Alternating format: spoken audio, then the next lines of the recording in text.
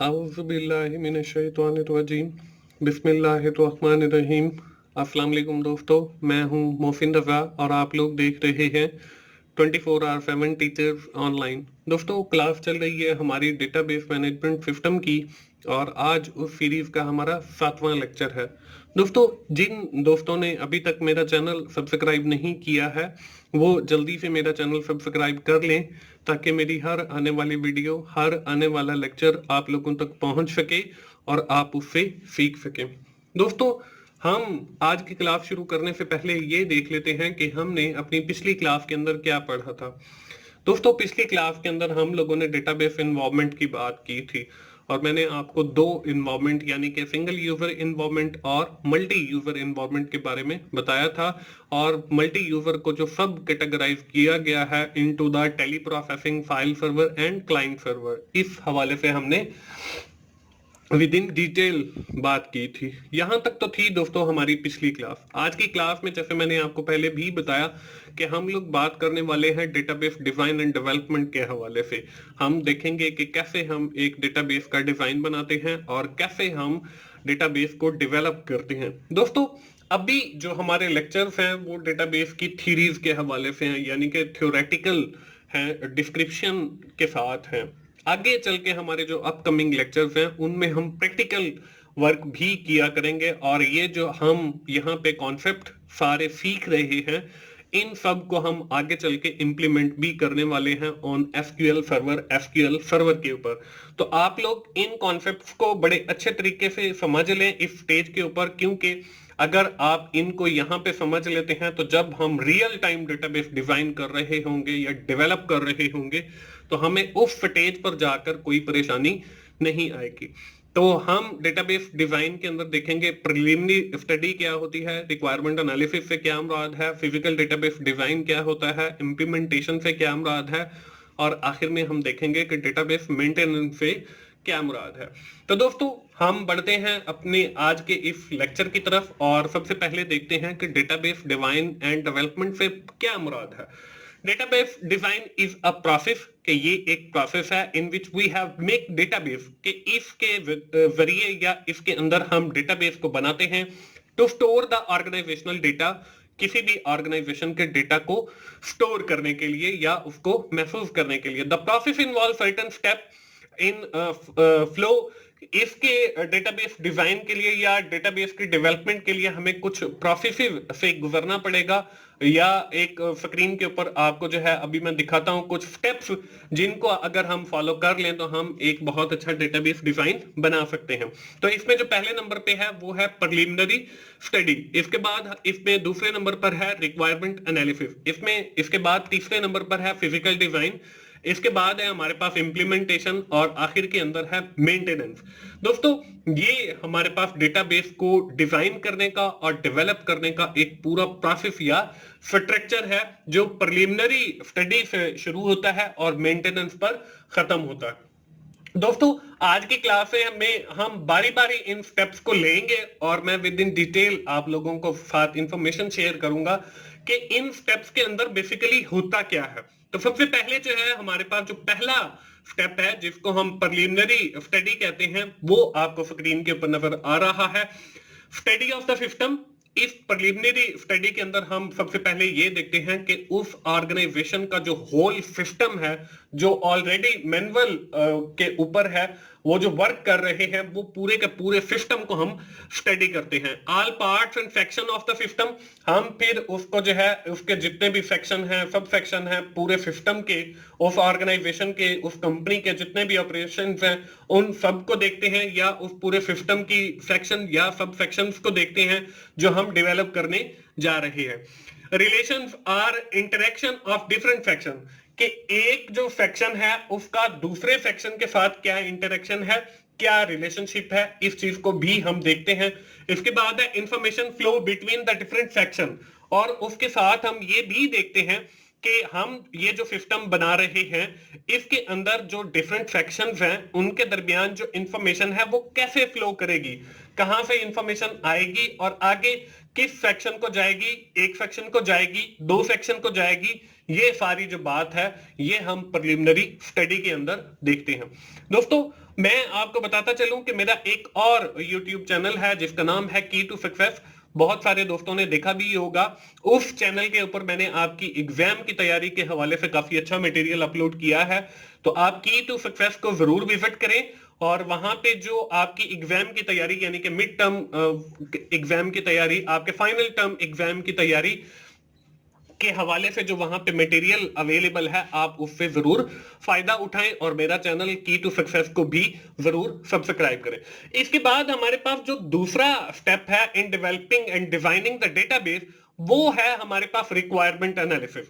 इसके बाद हम जब प्रिलिमिनरी स्टडी कंप्लीट कर लेते हैं तो फिर हम क्या करते हैं, find out the requirements of each section, कि हमने ये जो हर सेक्शन बनाया है इसकी रिक्वायरमेंट्स क्या क्या होंगी, इसके लिए किन किन चीजों की हमें जरूरत पड़ेगी, कहां कहां से जो डेटा है वो आएगा और इस सेक्शन को जो है कंप्लीट करेगा।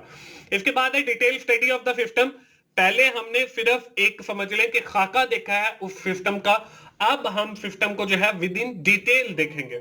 इसके बाद हमारे पास जो तीसरी चीज है वो है study the functionality of each section. और उसके बाद ये जो हमने सेक्शंस बनाए हैं, हम ये देखेंगे कि हर जो सेक्शन है उसकी फंक्शनैलिटी क्या है, वो कौन कौन से फंक्शंस को परफॉर्म करेगा।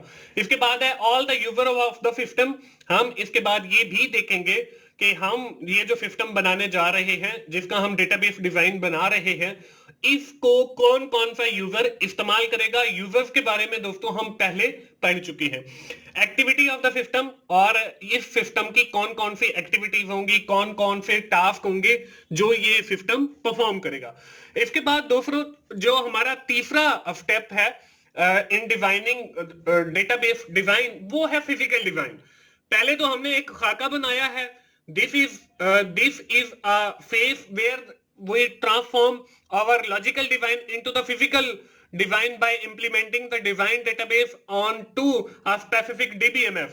कि पहले हमने मैनुअल कागज के ऊपर पूरा सिस्टम बनाया है और उसको अब हम रियल टाइम अपने डेटाबेस के ऊपर जो है वो डिजाइन कर रहे हैं, यानी कि जहां पे एक्चुअली आपका फिजिकली डेटा स्टोर होना है वो हम बना रहे हैं। उसके लिए हम कोई एप्लीकेशन भी यूज कर सकते हैं, जैसे SQL है, हमारे पास एक डेटाबेस मैनेजमेंट सिस्टम है, उसके ऊपर भी हम ये बना सकते हैं physical database design. The choice of DBMS is made on the basis of the requirement and the environment in which the system will operate।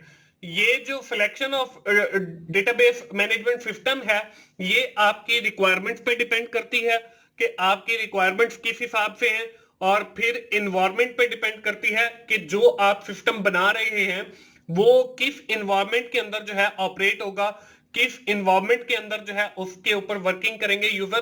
तो it's depend on the requirement and the environment in which the system is operate. तो ये हम उसके अंदर करते हैं।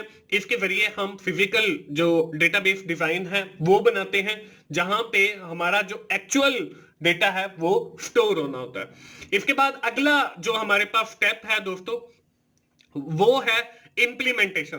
कि हमने डेटाबेस डिजाइन फिजिकल जहां पे डेटा स्टोर होना है वो हमने बना लिया है, अब हम उसको इंप्लीमेंट करेंगे, यानी कि यूजर्स को देंगे कि आप इसके ऊपर डेटा को स्टोर करें।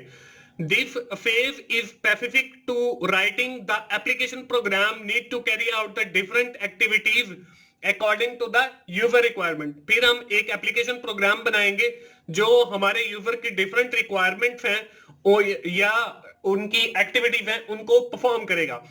डिफरेंट यूजर में हैव डिफरेंट रिक्वायरमेंट। हर जो यूजर है उसकी जो रिक्वायरमेंट है वो डिफरेंट हो सकती है of the database in the database के अंदर। For the number of application program is not known or fixed all the organisation. तो हमें ये नहीं पता कि हमें कितने किस्म के प्रोग्राम बनाने पड़ेंगे, और ये कोई फिक्स्ड एक वैल्यू नहीं है कि हमने इतने प्रोग्राम बनाने हैं। इट में वेरी फॉर डिफरेंट ऑर्गेनाइजेशन, और ये जो है ये हर ऑर्गेनाइजेशन टू ऑर्गेनाइजेशन वेरी करता है, यानी कि मुख्तलिफ है। इसके बाद दोस्तों डेटाबेस डिजाइन एंड डेवलपमेंट के अंदर हमारा जो आखिरी स्टेप है वो है हमारी मेंटेनेंस। अब मेंटेनेंस से क्या मुराद है? Maintenance means to find the tune the system and check that the design application system are fulfilling the purpose for which the are meant कि ये सिस्टम जिस मकसद के लिए बनाया गया है, हम इस बात को चेक करेंगे कि क्या आया ये वो मकसद पूरा कर रहा है या नहीं कर रहा है।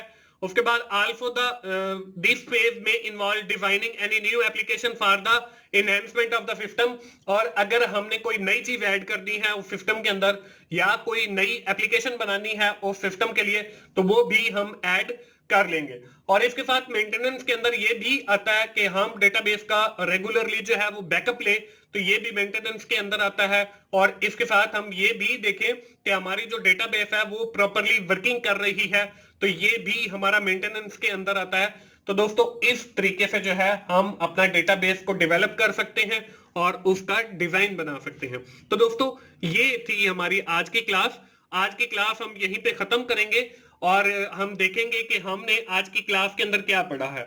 आज की क्लास के अंदर हम लोगों ने बात की है डेटाबेस डिजाइन एंड डेवलपमेंट के हवाले से, और उस डिजाइन एंड डेवलपमेंट के जो मुख्तलिफ स्टेप्स हैं जिसमें प्रिलिमिनरी स्टडी है, रिक्वायरमेंट एनालिसिस है, फिजिकल डेटाबेस डिजाइन है, इंप्लीमेंटेशन है और मेंटेनेंस है, इसको हमने देखा।